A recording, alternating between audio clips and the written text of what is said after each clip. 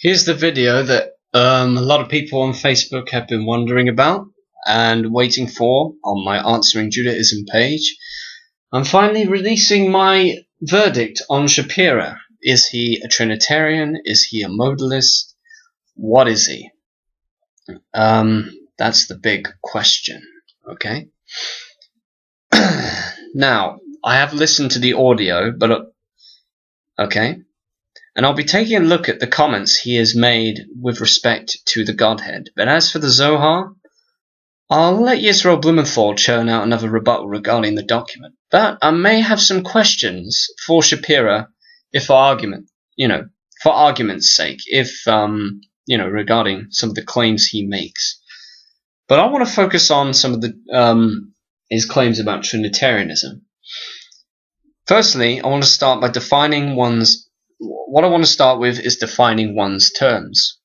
Most are familiar with the Trinity, one God, Yahweh, who existed from eternity as three co-equal, co-eternal, distinct persons, yet remaining the one God. Next, Unitarianism teaches that God is one person. There's different types of Unitarianism. There's Socinianism, Anthony Buzzard. There's Arianism, or a theology similar to Arianism, but not exactly, like Greg Stafford. There's, although Greg Stafford can probably correct me if I gave him the wrong label. Anyway, so those are examples of Unitarianism, either Socinianism, Arianism, Modalism, even. And thirdly, by person, I mean one who is able to think, reason, feel, plan, and interact with others. I'm clarifying the term person because some are uncomfortable with the term and need clarification in order to feel comfortable with the term. Plus, it is the best term to use. And fourthly, the subject of the word manifestation needs to be defined. Does Shapira refer to manifestations in the sense that Yeshua appeared to people in the Tanakh as the angel of the Lord, but nevertheless distinct from the Father? Or does he mean manifestation in the sense that Jesus was simply a manifestation of the Father? Now, let's begin with the subject of what he said. Shapira's first comments are to do with what he believes about God's nature, and makes a few comments on what Jews for Judaism have said about him and their quote-unquote hasty conclusions, and quotes from Yisrael Blumenthal's paper called Shapira is Not a Trinitarian, so he could respond. Let's begin. Shalom and welcome. My name is Rabbi Itzhak Shapira and I'm the founder of Ahavat Ammi ministries.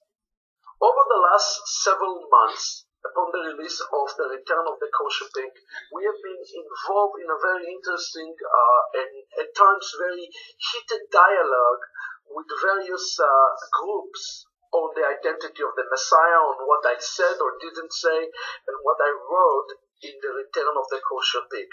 One of the hottest topics that have been raised up from the Return of the Kosher Pig has to do with the Trinity, specifically with my belief, or in this case, lack of belief in the classical Trinitarian definition.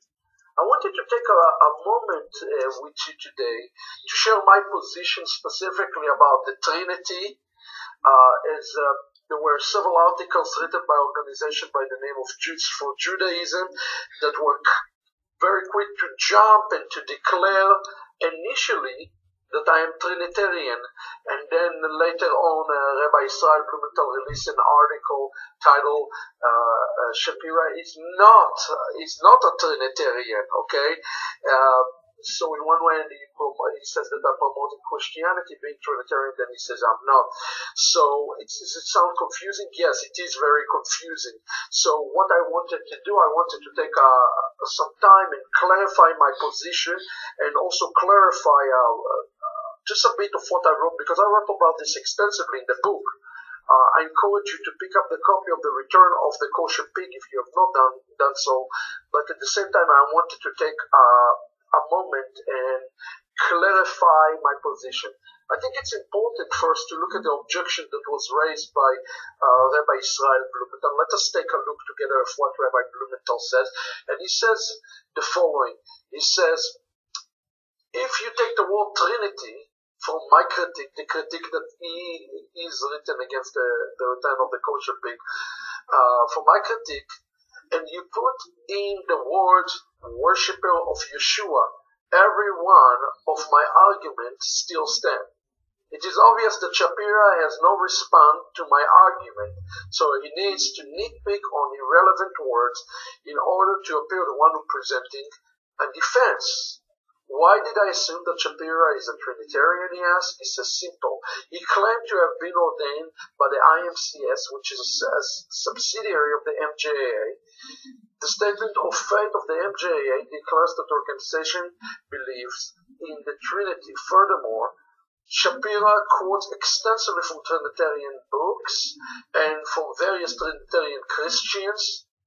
At no point does Shapira distance himself from the belief of those he quotes from. So I think this is a serious allegation.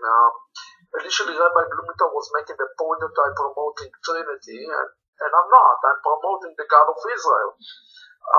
But I think for the sake of justice, and for the sake of truth, and for the sake of pursuing the truth together, I would like to take a moment and address what was said by Rabbi Blumenthal. Okay, so we have observed here that he's quoted from Rabbi Yisrael Blumenthal's paper, which is called Shapira is Not a Trinitarian. That's the paper, and it can be found on yourphariseefriend.wordpress.com. That's where the article can be found if you want to read it for yourself. Sam Shamoun's even posted it on his Facebook, so you can take a look at that. And I've also quoted from it in one of my articles called The Modalist Heresy of Itzhak Shapira. Now, you heard what he said. He says he is not promoting the Trinity, but the God of Israel.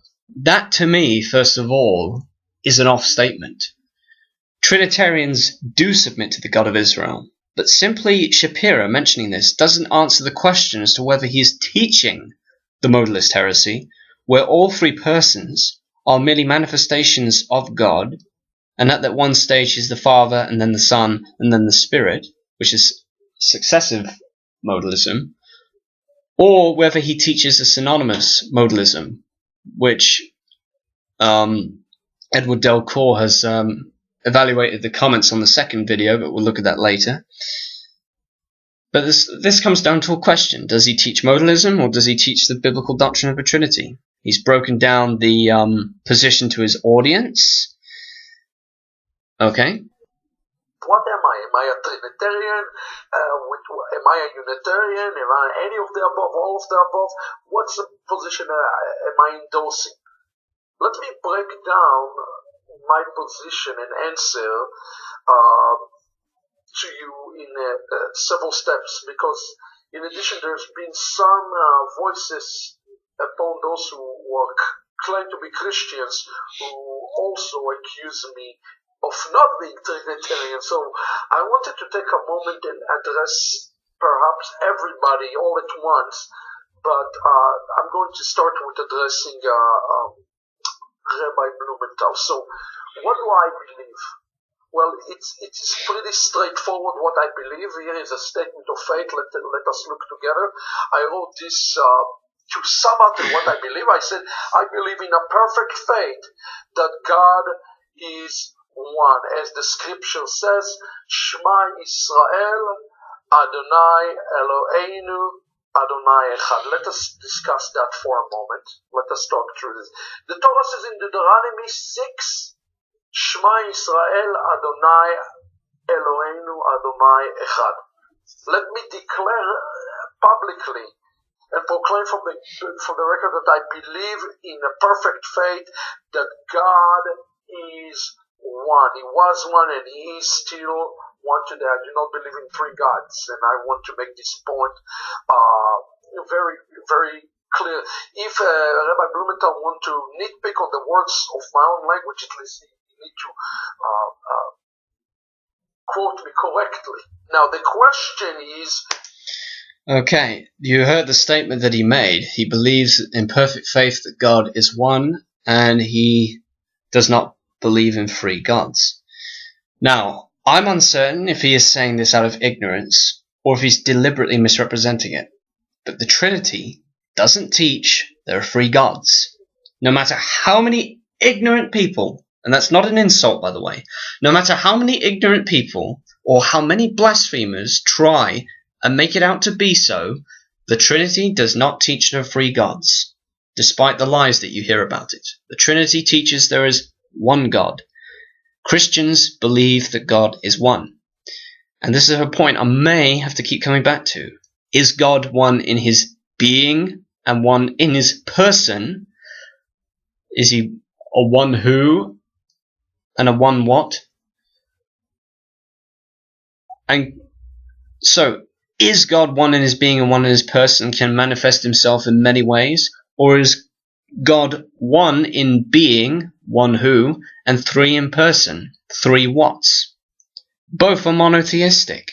But Shapira's comment shows he either doesn't know what the Trinitarian position is, what Trinitarians teach, or he's deceiving his audience of a cunning straw man. Either way, he doesn't appear to have a single clue what Trinitarians believe. And of course, he quotes the Shema at one point. He comes back to this point numerous times, namely the usage of the word echad. And Yisrael Blumenthal has already commented on the word achdut and all those, so I needn't comment on those. I mean, I'm not an expert in Hebrew either, but I know for certain that in certain contexts, echad can mean a singular or plural, depending on context. And it is possible that in the Shema it's singular. Why do I say that as a Trinitarian? Well, in a previous article I did on the Shema, which I'm happy to quote here, is that the Shema is a monotheistic creed, not a Unitarian creed, a point well summed up by James White. The Shema does not teach how many persons are in the Godhead. It's talking about how many gods there are. That's all the Shema is saying. All it's teaching is that there is only one God, which is what Trinitarians believe. Trinitarians do acknowledge the Shema. We do not repudiate it.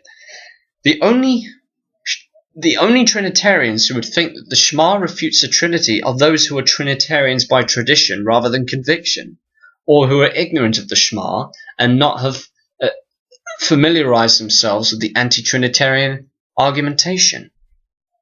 Again, the Shema teaches how many gods there are, not how many persons make up the one God. It's not speaking on the eternal nature of God. So many Trinitarians, Modalists, and Unitarians fall into this category. So many. They always assume that it's speaking about the nature of God. No, it's not. It's speaking of how many gods there are.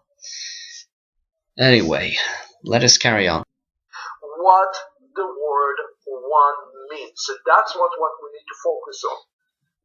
In the Torah, when it says Echad, Shema Israel, Adonai Eloheinu Adonai Echad, what is the meaning behind the word one? That is the question that I would like all of us to focus on today. The question of the Trinity is not the important question.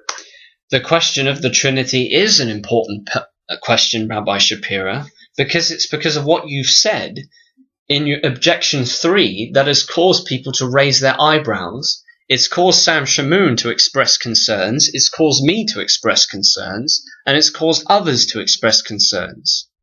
For that matter, Menashe Walsh, one of the writers for a writer for a blog, I forget the name of his blog, Menashe's blog I think it's called, he has made the point that you're modalistic.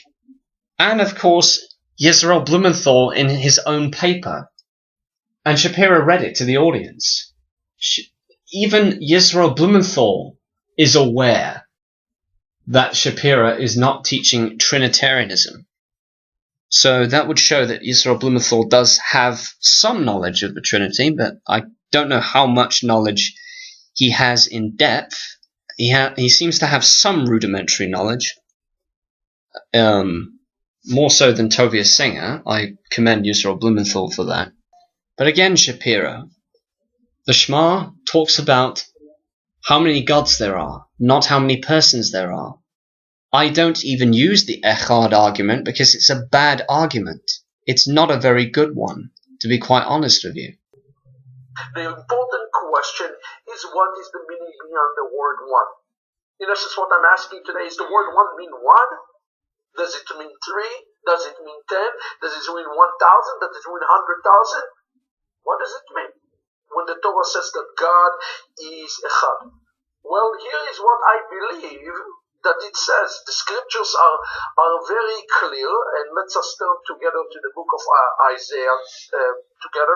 It says this: Ko amar Adonai melech Israel. So said the Lord, who is the King of Israel and his Redeemer, the Lord of hosts, or the Lord of armies. I am the first, and I am the last, and beside me there is no God. I believe in a perfect faith, okay, that this represents who is God. He is the beginning of all things. He is in the end of all things. God is infinite in essence, and I don't think we can limit and put God into a box. It's absolutely infinite. And if God wanted to manifest in other ways, he can certainly do so, as we're going to learn. Okay, despite his quotation of the verse in Isaiah where God states he's the Alpha and the Omega, or the first and the last, Shapira doesn't even begin to touch upon the charge that he denies the Trinity raised by Blumenthal, as far as I can tell. He says also that the Echad doesn't necessarily mean 3, not to mention he also says, quote, if he, God, wanted to manifest in other ways, he could certainly do so, unquote. Again, putting aside what I believe about the Shema teaches for a moment, put aside what I said for a brief moment, let's examine what Shapira said. Let's, for argument's sake, in this context, the Shema speaks on God's nature rather than how many gods there are. If God is Echad, it would lead to one of 3 options: the classical Trinitarian belief, the Unitarian, as in Socinianism and anti-deity of Christ belief, or to a modalistic belief, depending on the interpretation given by Shapira. Unitarians believe there is one God, who is one in being and one in person. Heretics like Greg Stafford, Anthony Buzzard, Joseph Good, Patrick Novice, and Richard Merrill hold to this. Modalists believe God is one in being and one in person, who manifests in different ways. T.D. Jakes, a Word Faith heretic, teaches this, as well as Robert Sabin and Roger Perkins. And T.D. Jakes and Roger Perkins hold to what is synonymous modalism. They repudiate, well, I think Roger Perkins does. He repudiates successive modalism, but believes in synonymous modalism, and I may get into that at another time. And of course, the third interpretation is Trinitarians believe God is one in being and 3 in person. Both White and Shamoun, who I've mentioned in passing, hold to that belief, as do I. I believe in the Trinity as well. But it's obvious that Shapira is definitely not a Unitarian like Buzzard or Stafford or Novice or Good. Yet he does acknowledge Yeshua or Jesus as God. He sounds more like option 2. He is advocating the modalist heresy. At least that's what we're getting. But I haven't finished commenting yet, so let's carry on, shall we? And I think by the end of this, I'll be very convinced that he is modalistic. What I think that we need to focus on is the exact meaning of the word one, because I tell you, I don't believe that the word one means necessarily 3. There are countless scriptures that talk about what the word one means. Let us turn just to the story of creation. Let's just stay with the story of creation for a moment, and let us look together at a few passages from creation. And we're just going to stick with Genesis 1 and 2, because there are so many scriptures, and we don't have time to go through all of them in this